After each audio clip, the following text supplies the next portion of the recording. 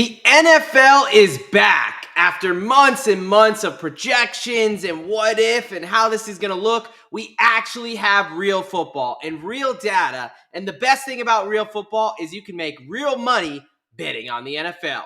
Join us for our NFL Week 2 Best Bets.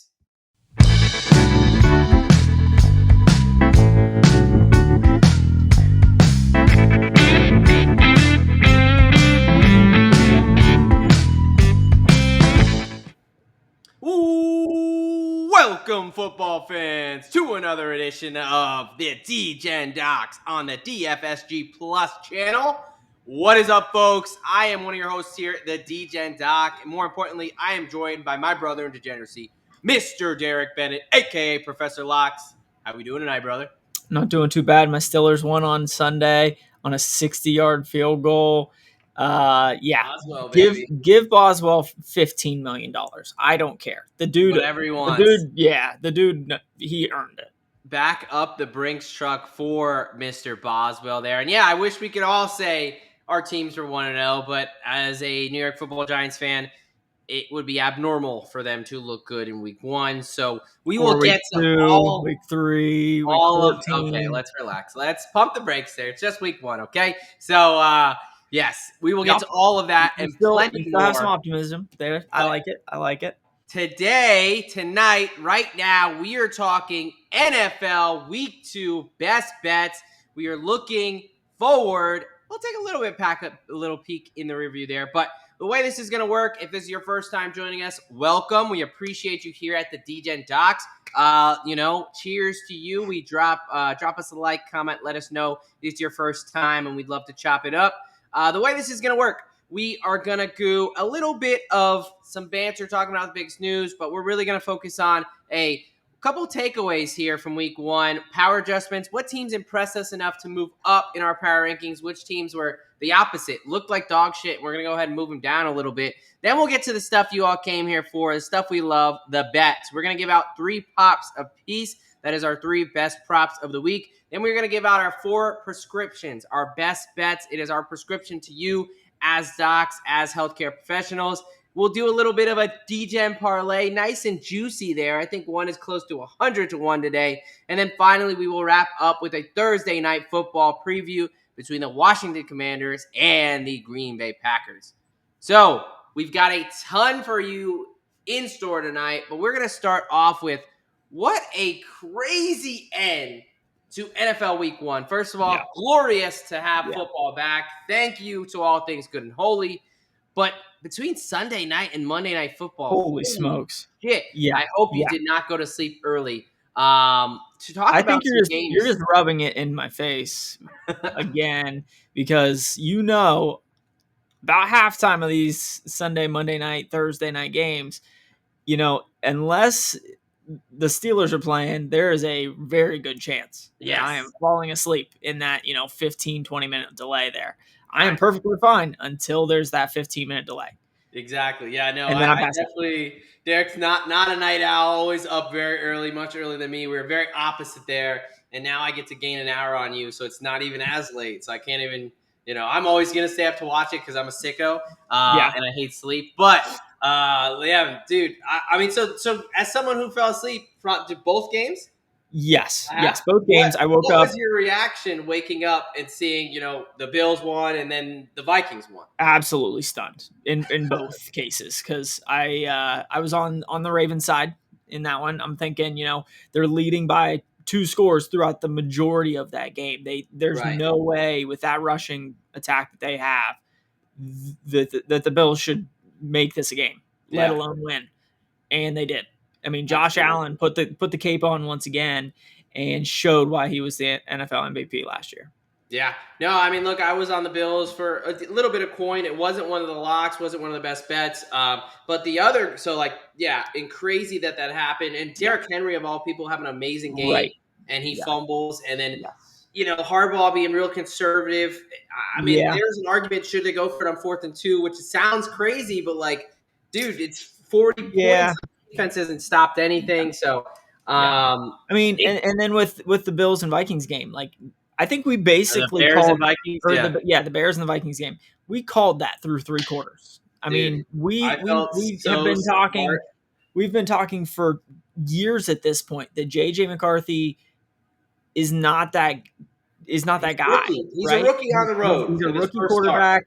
You know, he looked like a rookie through the first three quarters. He wasn't putting up any kind of stats. They weren't moving the ball, and then all of a sudden something flipped, and that Yeah. Bears defense just turned to complete shit.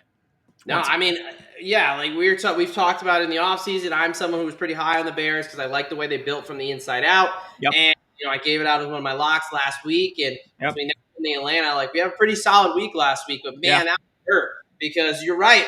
I felt like a fucking genius. JJ McCarthy, first road start. He could be good down the line. I think it's going to be too much for him. We were right on it. They were up multiple scores, and the Bears were getting some opportunities. Yep. I was more so on the under. There was no points being scored in the first half, and then all of a sudden it flipped. I mean, absolutely crazy. But it's football, and that's why we love football, because it's you can write everything down on paper, you can give these stats and these probabilities and the odds, but at the end of the day, Jimmy and Joe's out there. You got to play the game any given Sunday. So it's the best soap opera out there, man.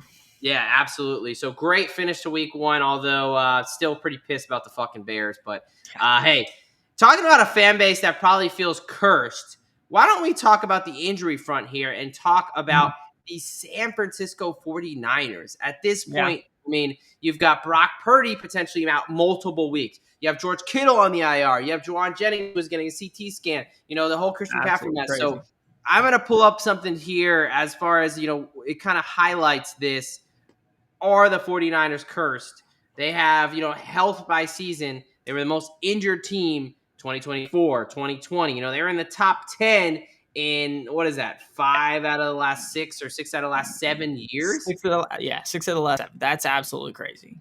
Are they cursed? I mean, I know 49ers fans are probably like, what the hell, man? I don't think I know anybody on their medical staff, but if I do, I need to reach out to them and say, hey, what the hell are you guys doing over there? Because you guys are dropping like flies.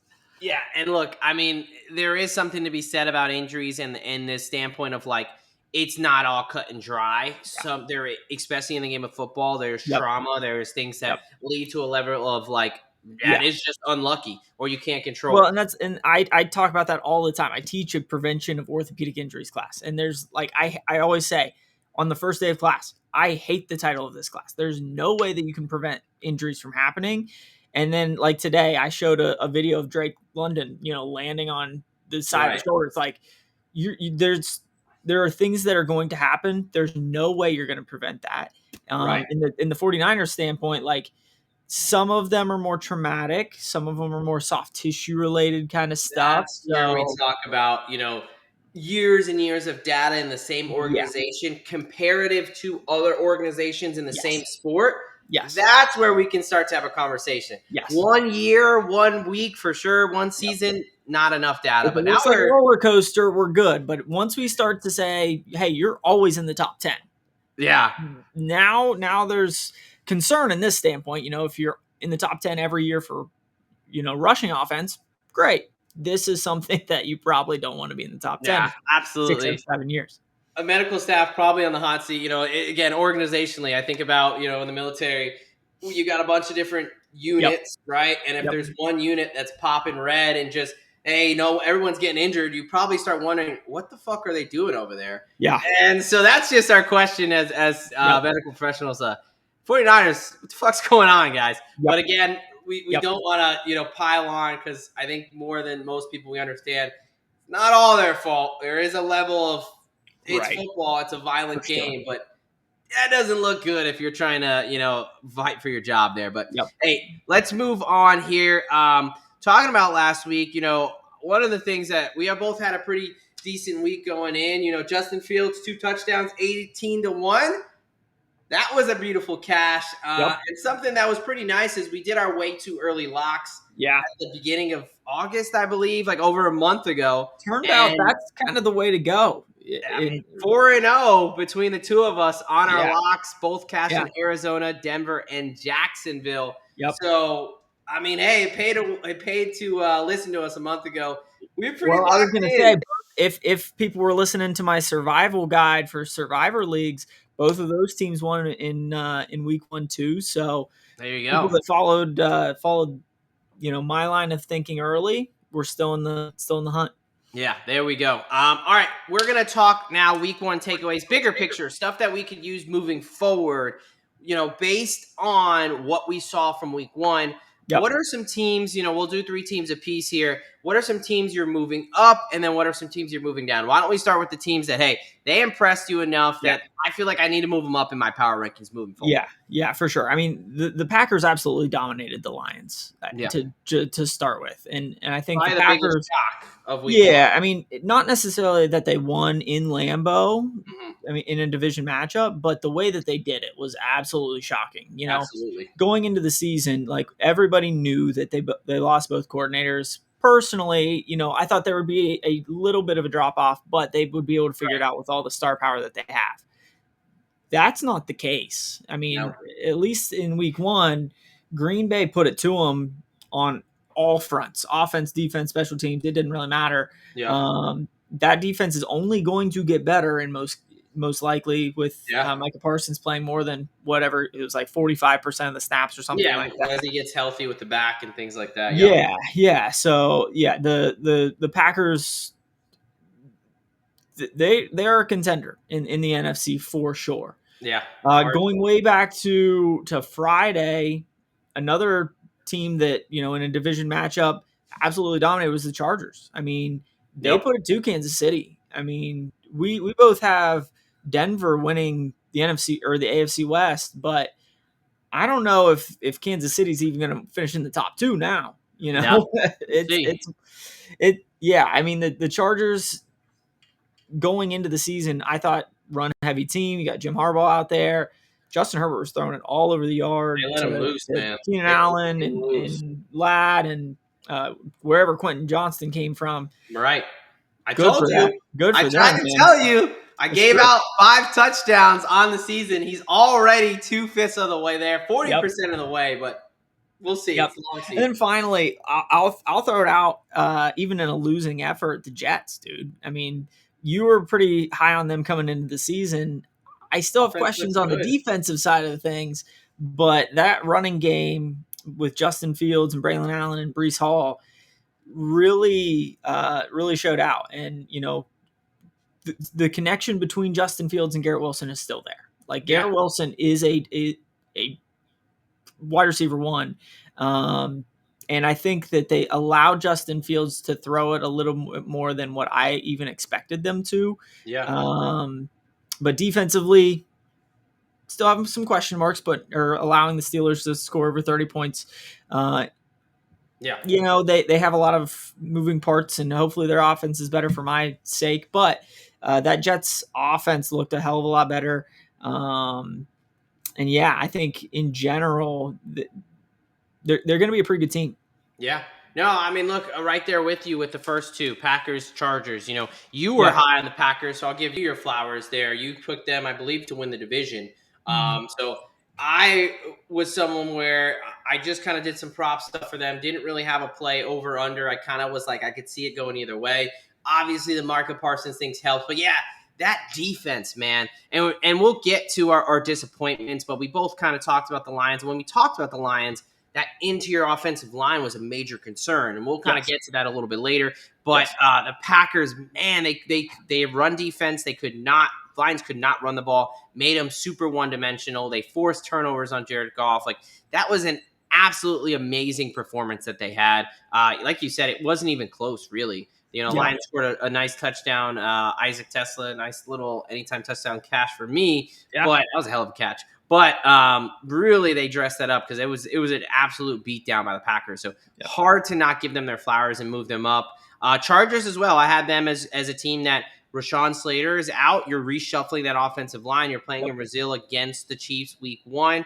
Yep. They also, again, it was a 1-score game. Chiefs had a chance, but they dominated a lot of that game, especially early on.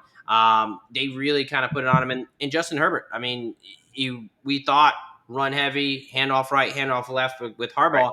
And Greg Roman and the offense really opened up, and he shined. He looked Yeah. great. That run to ice the game on 3rd and long was just great decision making. So if Justin Herbert's going to play like that all season, yes, they're absolutely going to be a contender. Now I still have some questions about how sustainable that is. But man, did they look good week 1. And then I was pretty high on the Jets coming in, so it wasn't a super big shock to me. But I'm going to say the Colts, man, and a team that I had 2 bets on winless, our fewest wins, excuse me. It was the Colts and another team we'll get to. I'm still not extremely high on the Colts. I think this might be a little bit of who they played, but Daniel Jones looked good, and he did look very. And he was pushing it down the field. Very something you do not see a lot, at least the past few years. I'm sure the Giants have they're probably cursed too, and they beat them down. But man, the Colts and that team collectively, they beat the shit out of the Dolphins. So I was very impressed by their effort. Those are my 3 teams. Now going on to the flip side, moving down, I'll go ahead and start this one off. Teams that again they underperformed our expectations.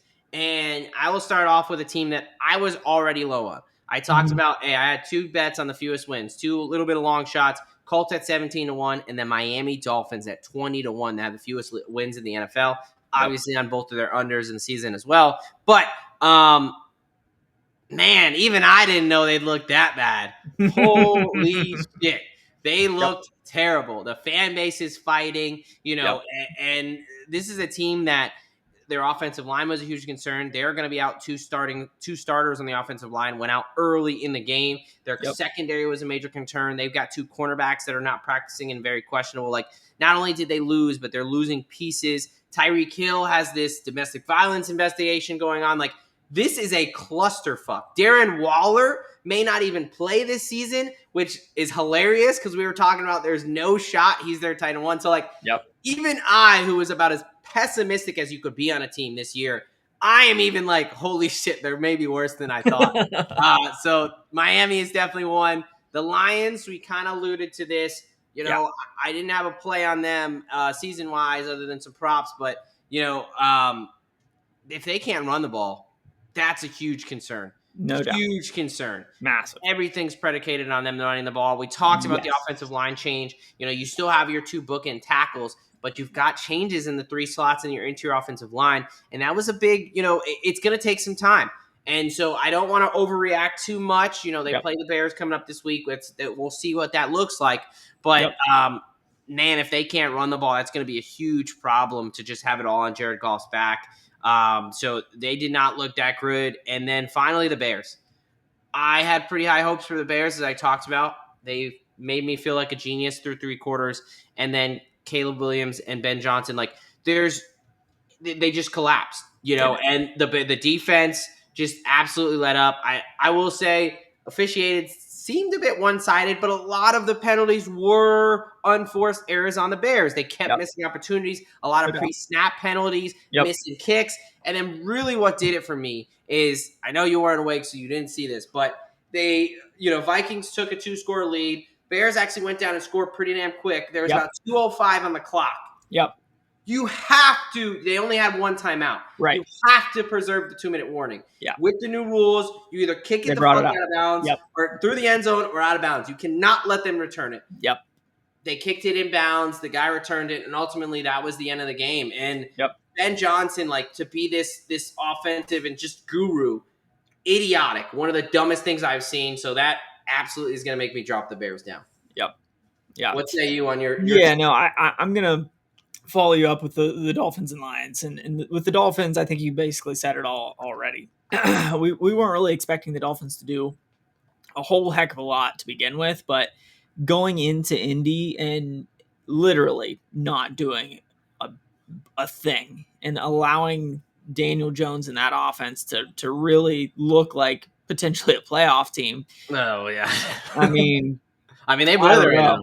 Yeah, so the Dolphins was an easy one for me. And I also have the Lions as a second one. Just the way that they looked against the Packers was just horrendous. I think the missing OCDC combination is going to be an issue moving forward. Just as a whole, that Lions offense just looked stagnant, boring, didn't have a pulse.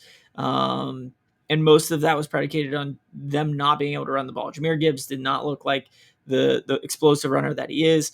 Frank Ragnow being the center of that offensive line is going to be a massive, massive missing piece unless they can get something going over the next few weeks here.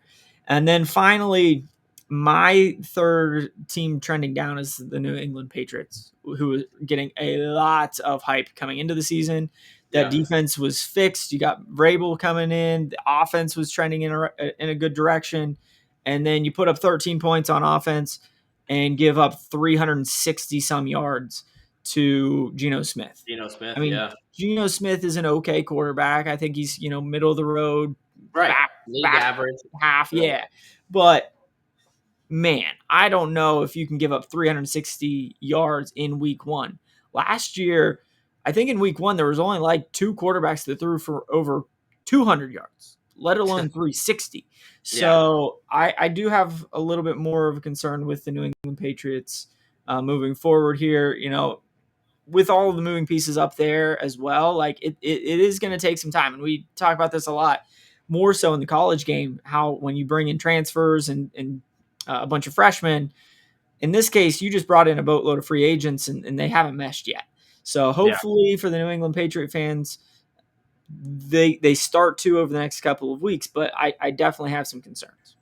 Yeah, absolutely. Yeah, to tie a bow on the Dolphin situation, Tua's line, 14 for 23, 114 yards, 1 touchdown, 2 interceptions. Yep. His QBR was 2.7. Yeah, by far the worst we've seen that offense when Tua's healthy in years. Yeah, and that's one of the, it reminds me of that meme or that sign where it's like, our expectations were low, but holy fuck, that's bad. Yeah. So all right, man, let's turn the way forward here. We are getting We're talking about some bets. Let's get out of the year review. We're facing fully forward week 2 NFL best bets. Let's start off with our props here. Okay. We'll just go one for one. Why don't you start us off? These is our 3 favorite props of the week. Yeah.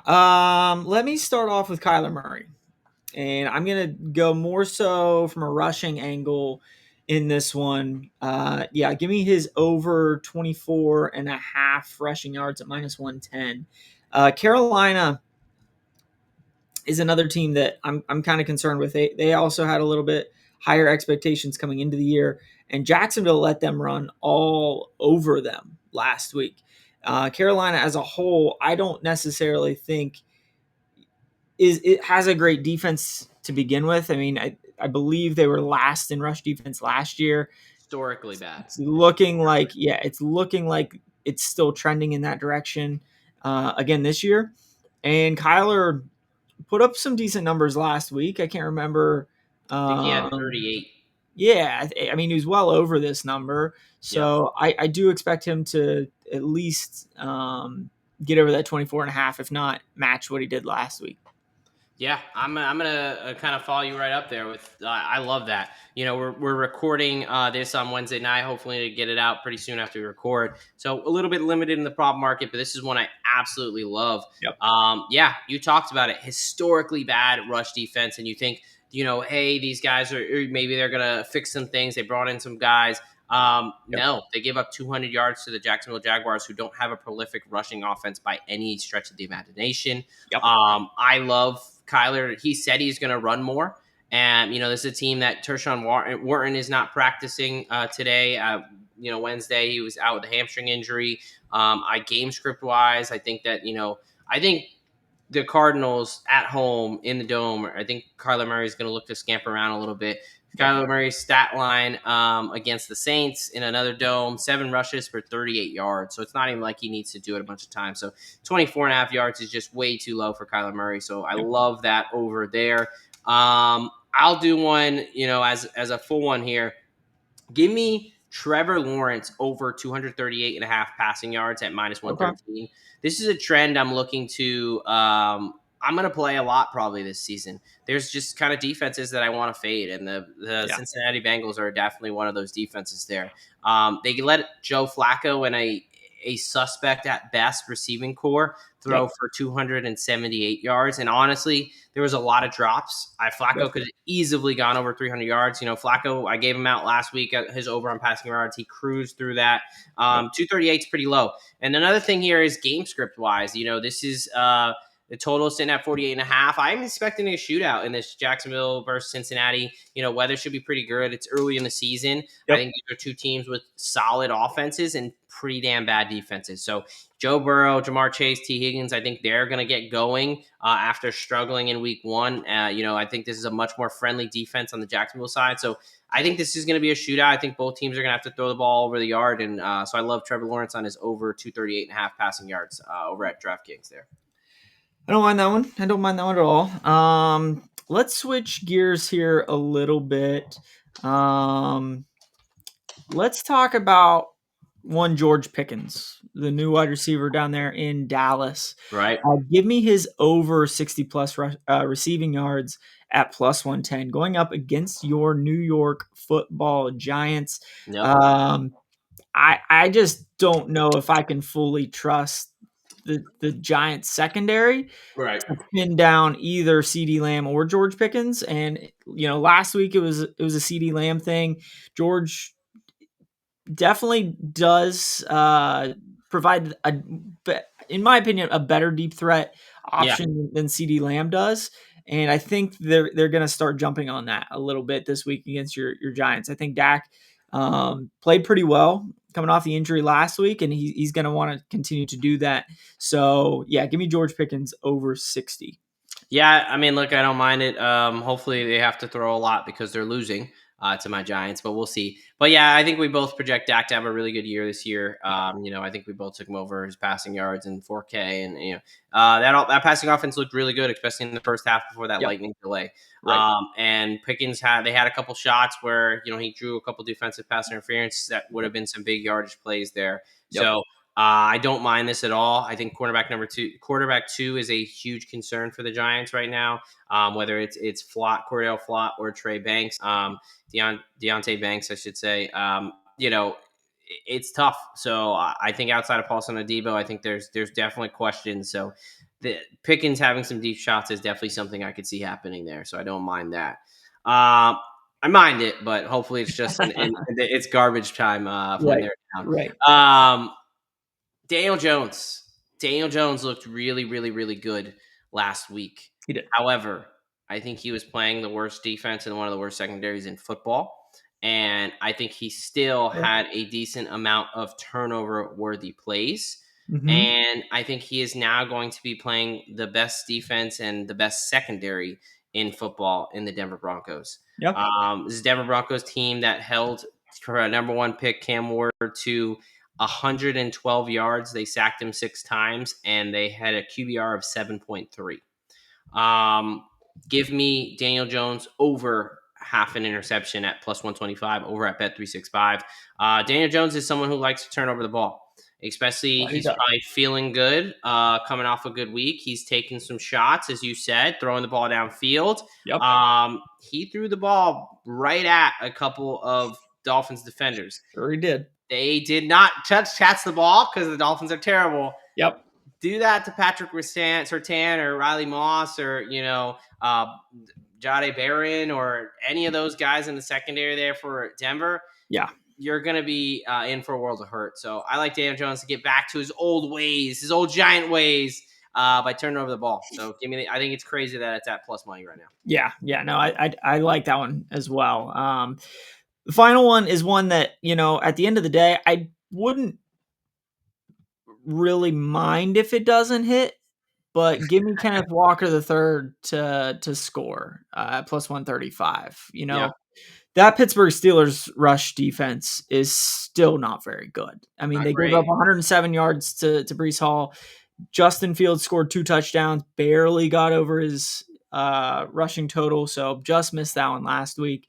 But at the end of the day, I think Kenneth Walker's playing for his job right now. I mean, Zach Charbonnet is starting to come on a little bit. He did have more touches than Kenneth Walker did last week. It was kind of one of those hot hand kind of things. Right. Charbonnet was just picking up more. But I think Kenneth Walker is still their lead back right now, and that Steelers rushing defense is just not very good. So give me him to get in the end zone. Yeah, I like that. I don't think Darnold's a huge threat to take away touchdowns. Yeah. Charbonnet is obviously the threat, but I think they are going to make a little bit of more of a conservative effort to get Walker the ball. Yep. And so I think that he'll uptick in touches. And like you said, the rush defense, no Kelvin Harmon, the rookie defensive tackle, still out with an MCL sprain. So yeah, I don't mind that. Derek Carmen. Derek Carmen. What did I say? Kelvin Harmon? I don't know where that came Yeah, from. I don't know. Derek Carmen, Oregon defensive tackle there, Yes. the rookie. There's some guy they brought in to try to fix the problem, but he's hurt.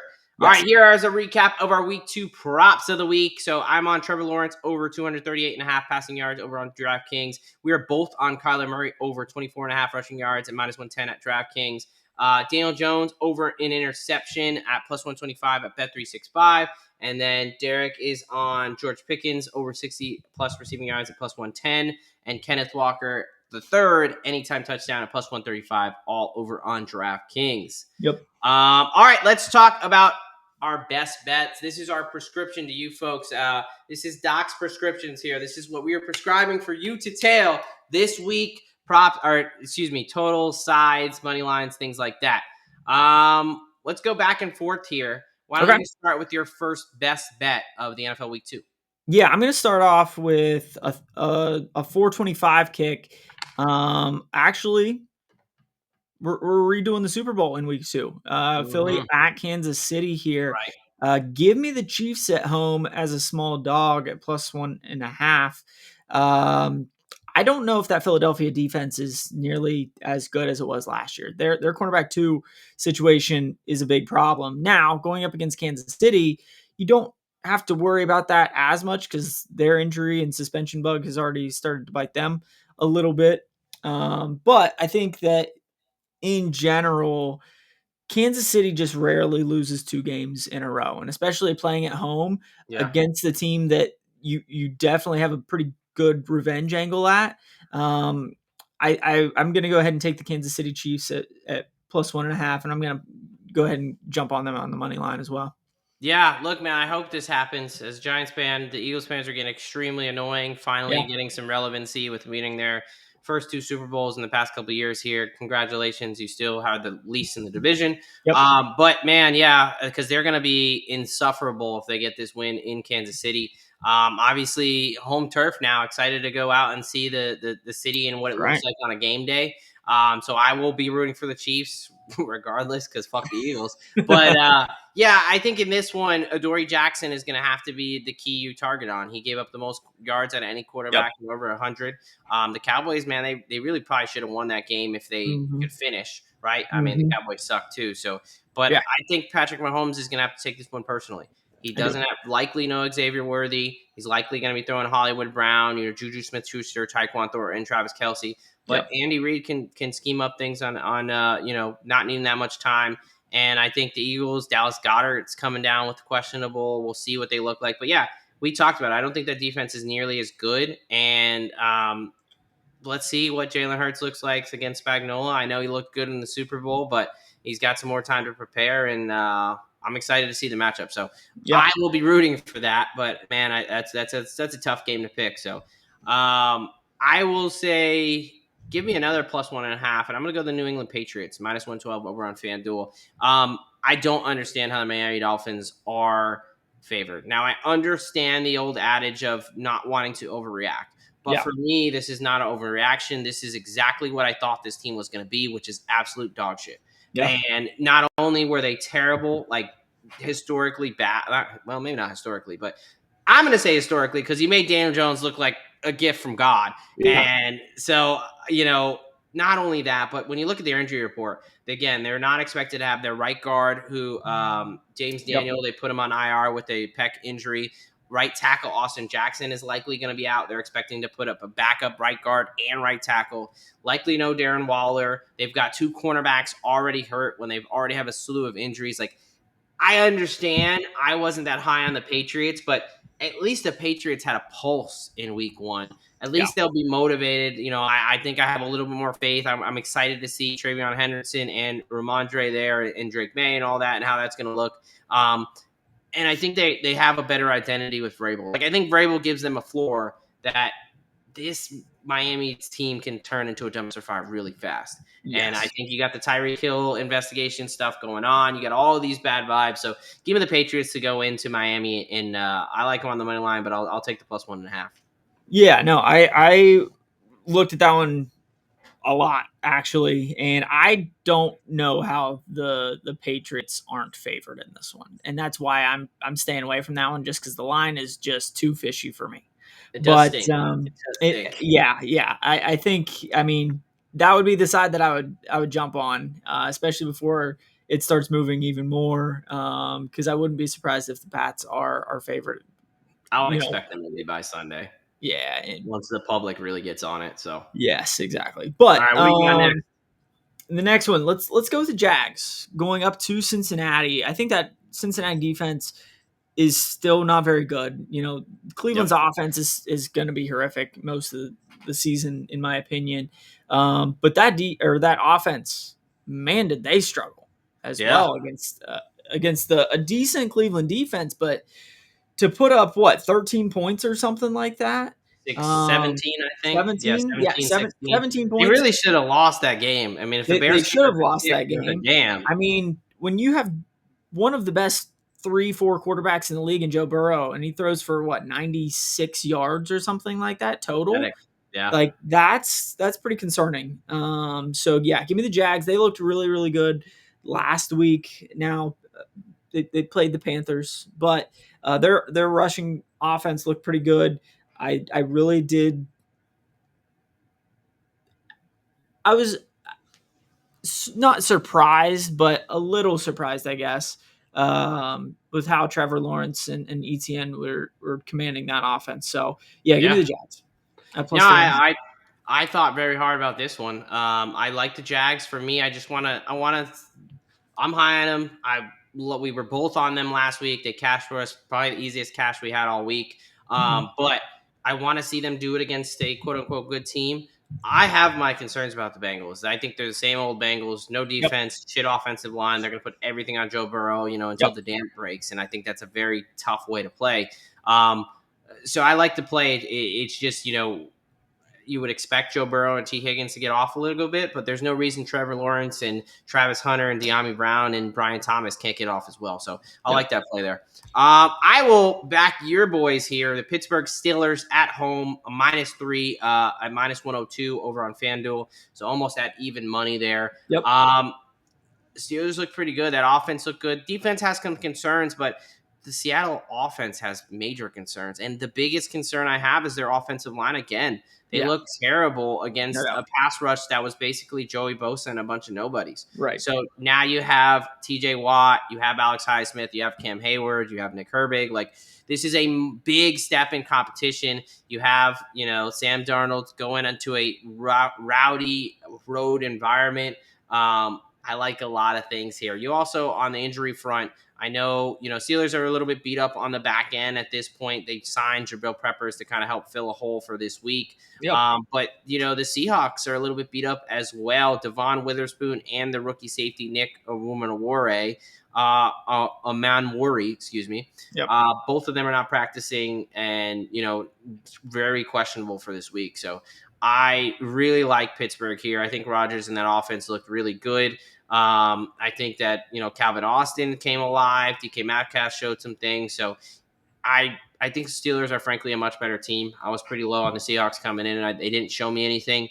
I mean, the 49ers injured half their damn team, and they still couldn't even get that done. So I think that TJ Watt is going to have an absolute day against this Seahawks team. So give me the Steelers laying the 3 at home.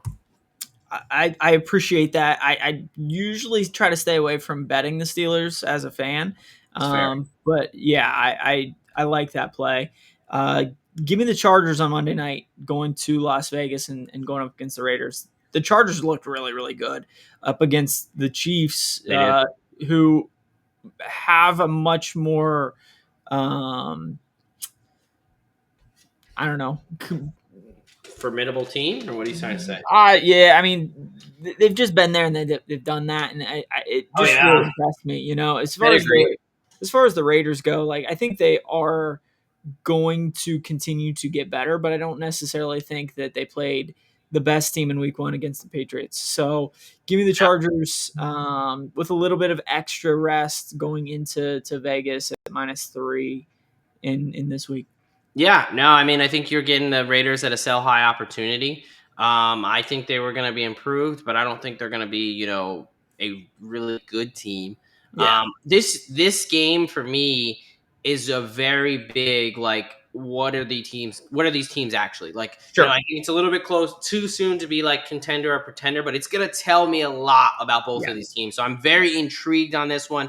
I still think that the Chargers, this Rashawn Slater and some of that stuff might rear its ugly head going up against Crosby and things like that. Yeah. But I'm not fully bought into the Raiders either. So both of these teams, I still have questions on. So I Yeah, I think mean, you're getting this. I'm sure this number was probably closer to a touchdown, like preseason. probably so. And I think the big thing for me that kind of pushed it over the edge was the way that Justin Herbert looked throwing the ball. I don't think that you can trust this Raiders secondary. I mean, Right. Drake he might be a dude, but to put up 280 yards in week 1 against the Raiders, like, yeah, I can see where you could do that just based on the guys that they have back there. Yeah, no, absolutely. Yeah, I don't mind that at all. All right, for me, my third best bet of the week, give me the Denver Broncos -1.5, -110 over on Bet365. They're going into Indianapolis this week, Yep. into that dome environment there. Yeah, this is one where I think that the Dolphins are really, really bad, and that Yep. the Colts benefited from playing a really, really bad team. And I think the Broncos are a much better team. I understand the Broncos did not look very good. They were in a kind of a tight race with the Titans. They did ultimately wind up covering the number. We got it at 7.5 way back when. Right. But I think that one, this Denver pass defense is going to make Daniel Jones' life a living hell.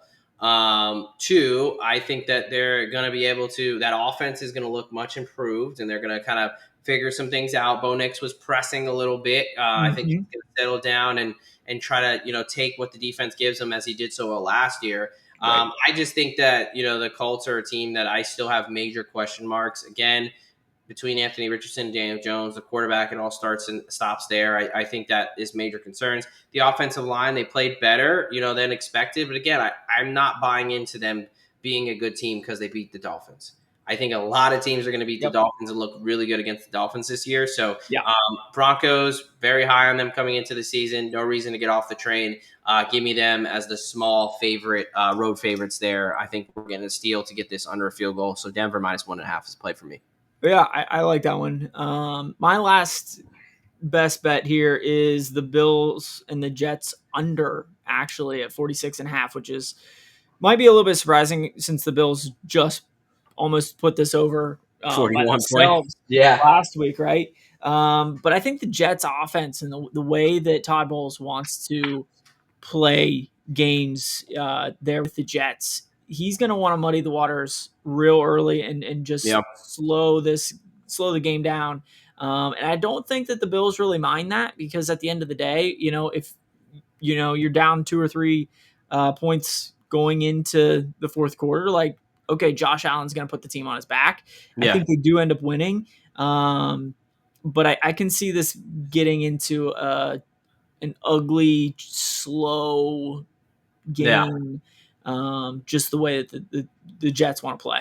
Yeah, and this would be classic NFL as far as like division rivalry. These two teams came off the Yep. highest scoring games, Yep. 41-40, and whatever it was, like 34-32 Yep. Jets Steelers, like two huge games to Right. play an ugly division. Like teams want to run the ball, play behind their defense type deal. Yeah, I could see it, and it's going to be one of those like you look and it's 13-17 headed into the 3 minutes left in the fourth quarter. And I'm like, how the Right. hell is this game so ugly? Yes. So yeah, I like it there. I was actually thinking of going the other way and then kind of thought better of it. I do think the Jets, 6.5 at home is a big number there. So Yeah. I'm intrigued again. I'm pretty high on the Jets. we'll see if they can kind of at least look formidable. I don't know if they'll win, but if they can keep Right. this close, it just kind of confirms that this is going to be an actually decent team this year. Yep. All right, my last play of the week. Give me the Atlanta Falcons plus 3.5, -1 over on DraftKings. I think that this was a lot more about the collapse of the Chicago Bears and a lot less about the sudden emergence of JJ McCarthy being a commodity, Yep. proven commodity in the NFL. Sure. He looked awful in the first 3 quarters. I Yeah. understand he put it together, but really it was just the running. They got the running game going, and it kind of opened that up for them. Atlanta actually held the Bucks to like under 70 yards. I think it was like 69 yards with Bucky Irving, with kind of those guys in that explosive offense. Like Atlanta's rush defense really kind of impressed me. Right. Vikings also come in a bit beat up here. Linebacker and kind of leader of the defense, Blake Cashman, is going to be out several weeks with a hamstring injury. Now they may get Christian Darrisaw back at left tackle, which is obviously huge. But Massive. Andrew Van Ginkel is in the concussion protocol, and so is cornerback Jeff Okudah. So potentially 3 starters on the defense are going to be out there. And I think Michael Penix looked really good. I think Atlanta is a team that I was really high on. We're both high on the Bucks, and I was kind of high on the Falcons. So to lose a game where you had a chance to, you really should have tied it, went to overtime, but your kicker sucks. They're bringing in a new kicker. Yep. I don't think that Minnesota, Kevin O'Connell is a genius. Brian Flores is really good, but I don't think this team is going to be that good this year. The Minnesota Vikings, like they kind of showed, I thought the first 3 quarters spoke more to what this team's going to be than that miraculous kind of comeback with a lot of flags kind of helping them along the way, and the Bears just kind of doing what they do. So I like Atlanta to catch it more than a field goal at the plus 3.5. I think there's a good shot they go in and win this game, and if not, I think they keep it pretty damn close. So give me Atlanta there. Let's do a quick recap of our best bets, our Doc's prescriptions here. For Derek, he is taking the Chiefs plus 1.5, the Jags plus 3.5 there on the road in Cincinnati. The Chargers on the road in Las Vegas as road favorites -3, and then the Bills and the Jets under 46.5. I am taking the New England Patriots at plus 1.5 to go into Miami and kind of prove how bad of a team the Dolphins are. I'm taking Pittsburgh as the small favorites -3 at home against the Seahawks. Denver as the small road favorites at -1.5 against the Indianapolis Colts. And then finally, Atlanta catching a 3.5 points on the road in the spaceship there in Minnesota. All right, brother, let's get a little bit degenerate here, and let's talk our Degen plays of the week. What is your Degen play for NFL Week 2? Yeah, I'm taking 3 absolute studs and saying that all 3 of them get 2 touchdowns this week. Christian McCaffrey, I mean, he's going to have to be the Niners offense in the next couple of weeks. And going to New Orleans, I think there's a really good chance that he's able to do that and get in the end zone a couple of times. It wasn't too long ago that he was doing this fairly consistently. So give me Christian McCaffrey 2 touchdowns. Derrick Henry staying in Baltimore up against the Browns. Give me him to score twice. Last season, obviously, the Ravens and Browns played twice. He scored 3 touchdowns. So one of those, he hit this number. And then finally, James Conner to score 2 touchdowns. And he has an absolutely great matchup going against the Carolina Panthers, one of the worst rushing defenses over the last couple of years that we've ever seen. The only way that he doesn't get in twice is if Trey Benson steals one. Yeah. So we have Christian McCaffrey 2 touchdowns, Derrick Henry 2 touchdowns, and James Conner 2 touchdowns for a whopping 98-1. That's a Degen parlay if I've ever seen one. Nice little pizza bet. Throw a couple bucks on it. See if it hits. You never know. I mean, look, 3 solid stud running backs in games that could be potential blowouts. I don't think it'd be the craziest thing. San Francisco playing the Saints, the Ravens playing the Browns, and the Arizona Cardinals playing the Panthers. I think those are the 3 highest spreads on the board. So don't mind that logic at all.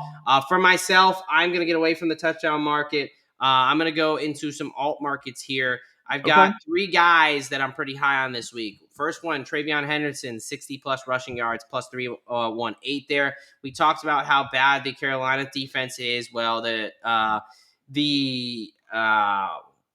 Miami Dolphins defense is not much better.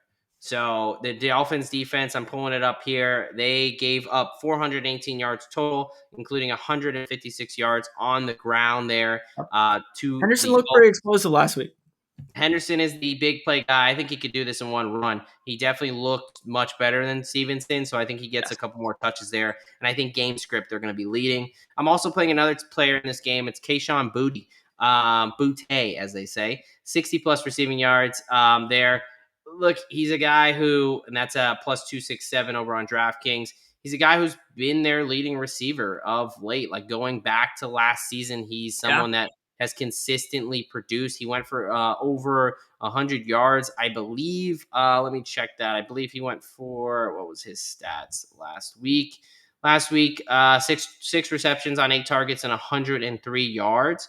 And yeah, like I said, going back to last season, he put up 117, 95. He's been a guy who's been very productive with Drake May. So again, this Dolphins defense gave up over 400 yards. I like the Patriots to get going there. And then Kyler Murray, we already talked about him, 50 plus receiving yards at plus 401. He said he's going to run more this season.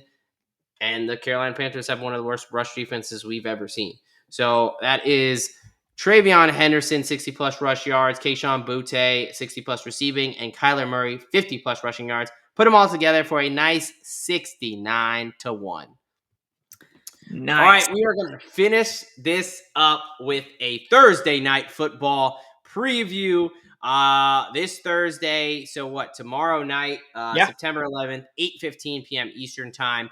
We've got the 1-0 Washington Commanders heading out to Lambeau Field to take on the 1-0 Green Bay Packers. The Commanders are catching 3 points now. The line's kind of moved a bit here. It was at 3.5. Now it's moved down a little bit to 3. So they're +3, minus 102 over on DraftKings. Yep.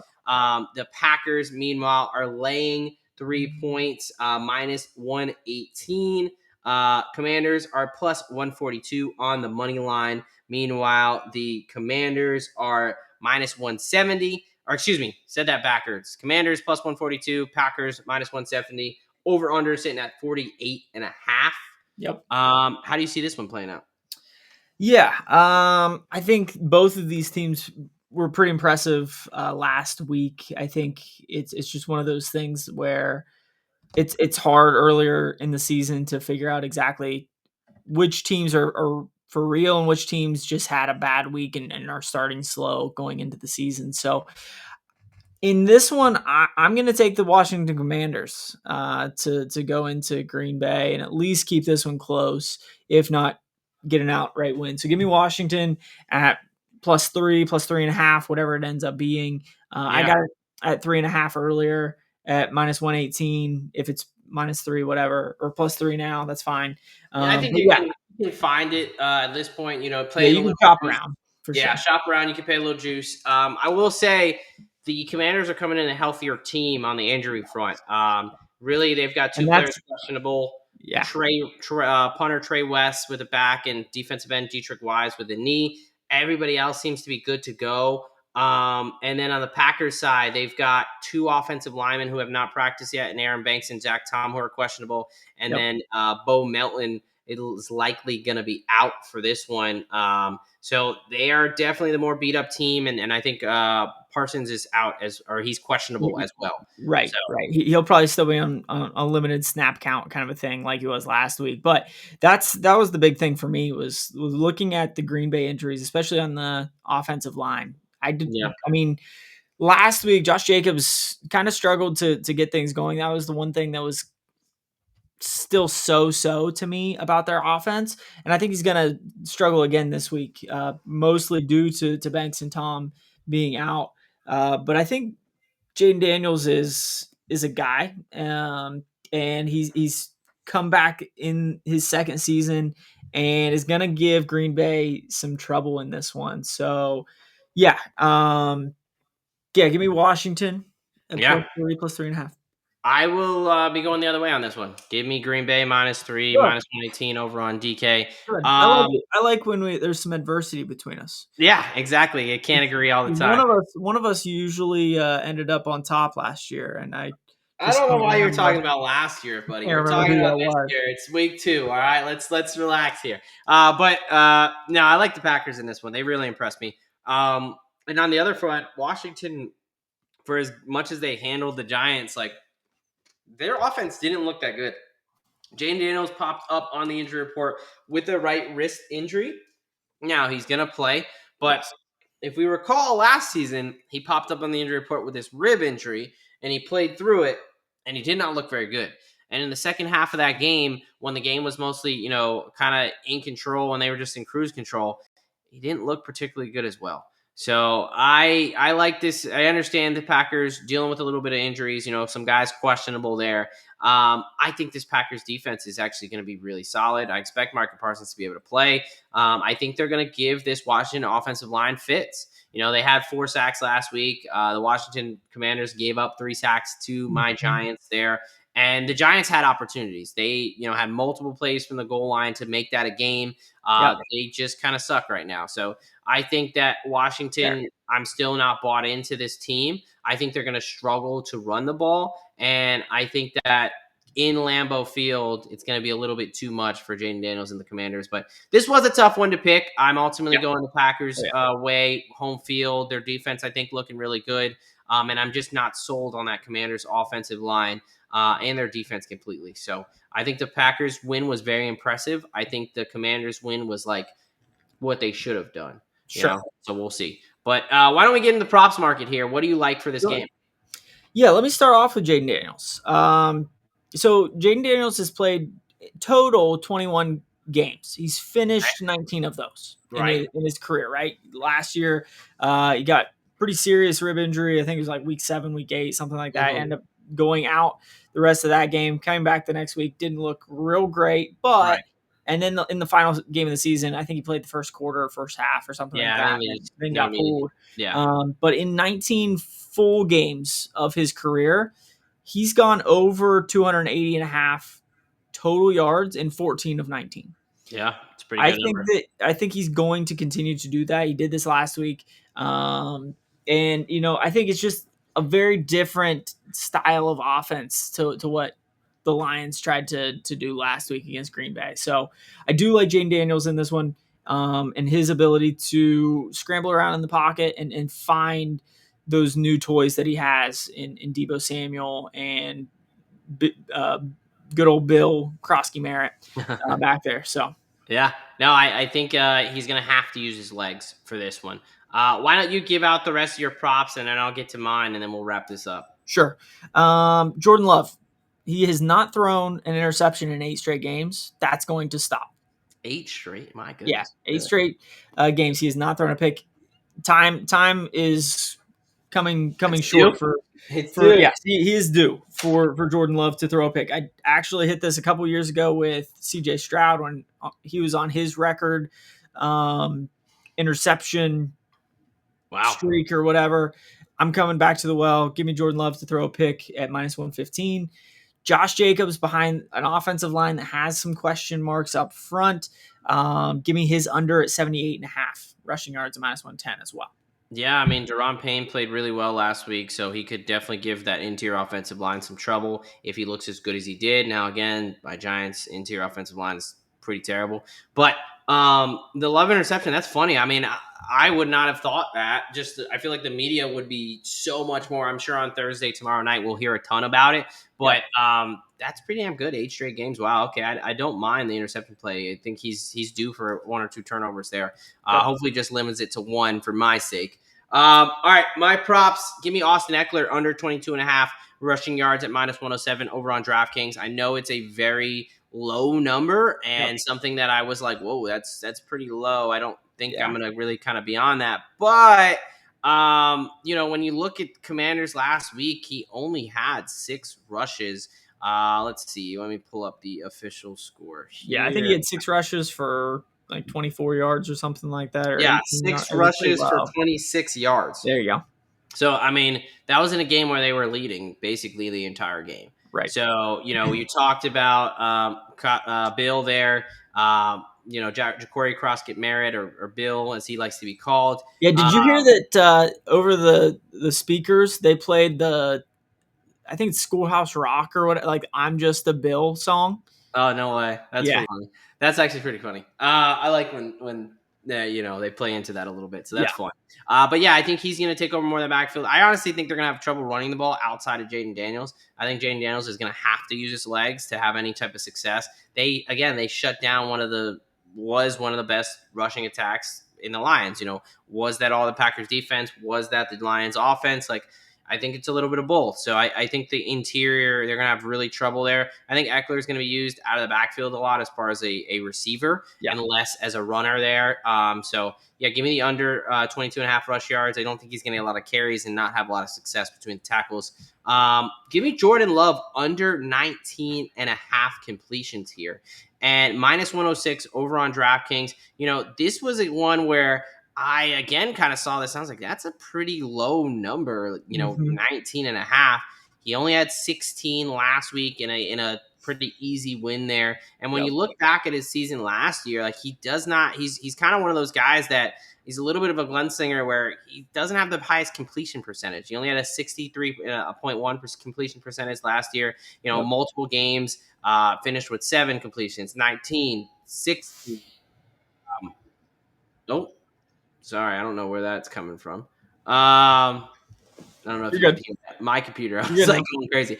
But yeah, he finished with 7, 19, 16, 20, 12, 13, 13, 14. Like, this is a guy who does not complete a bunch of passes. So 19.5 is actually a pretty big number, and I'm expecting them to be playing with the lead. So I think they're going to lean on the run game. So give me the under 19.5 completions for Jordan Love. I'm going to go to the touchdown market. Give me Zach Ertz anytime touchdown plus 270. I think that Ertz scored last week. He's someone that Jaden Daniels looks to in the red zone, and this Detroit Lions offense did not have a lot of success, but Sam Laporta did have a decent day. So looks a little bit susceptible to the tight end position. So I like plus 270 there. I think that's a juicy number over on FanDuel. And then finally, I got to end with defense. You know me. I love me some sacks there. And we are talking about a team that had 4 sacks last week and an offensive line that gave up 3 sacks the week before in a game where they didn't have to throw the ball that much. So I like Rashawn Gary over a quarter of a sack at plus 130. He was the leading sack. Love that one. Getter for the team. I think Micah Parsons, as good as he is, he's getting so much attention that it's kind of boosting the numbers for the other guys. He's going to be somewhat limited. He's still questionable. I don't think he's going to play full snap. So Rashawn Gary's going to be out there plenty against, an offensive line that without Sam Cosmi and moving pieces, I'm not very high on. So I like him at plus 130. And then Devonta Wyatt, who had a sack as well last week, at over a quarter of a sack at plus 215. That interior offensive line, again, without Cosmi, I think is going to have some concerns there. So I like them to kind of get after Daniels, where they're going to have to throw the ball a lot. Who knows if this is going to be a true sack or one of those where Daniels is kind of running around and they just kind of gets pushed out of bounds behind the lines. But I like the Packers to get after the quarterback here. So give me Gary and Devonta Wyatt both at plus money, some juicy. And that's even if they get half a sack, they could go together on a sack, and I can win both these bets in one play. There you go. That's how we'll do it there. But all right, my friend, great show. We got a lot of bets out for the people, and we're going to continue to cash. Again, we had an 18-1 Justin Fields 2 touchdowns cash, which pretty much covered the whole show last week. So we hopefully can keep riding that momentum and go forward there. Any last words for the people before we get up on out of here? Yeah, I mean, we're just trying to build a betting team here, a betting militia, and trying to take out Vegas and get the money on our side for once. So make sure that you like, subscribe, follow Daily Statement Games, or Daily Fantasy Statement Games, excuse me, on YouTube, all the socials, all of those things. If you are backing some of the picks that we threw out, let us know in the comments. If you're completely fading us, screw you. But you can also throw that in the comments as well. Just know that hopefully you lose. Yeah.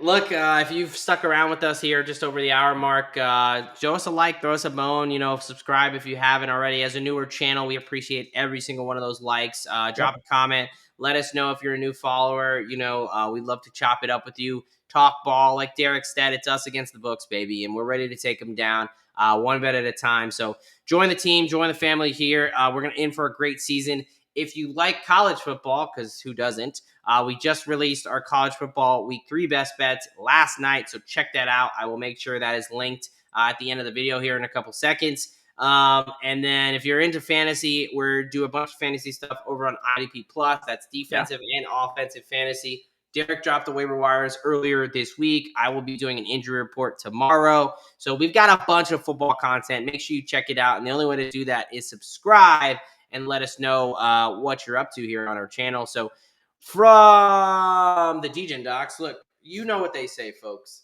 A lock a day keeps the bookie away. And here at the Degen Docs, we've got your prescription.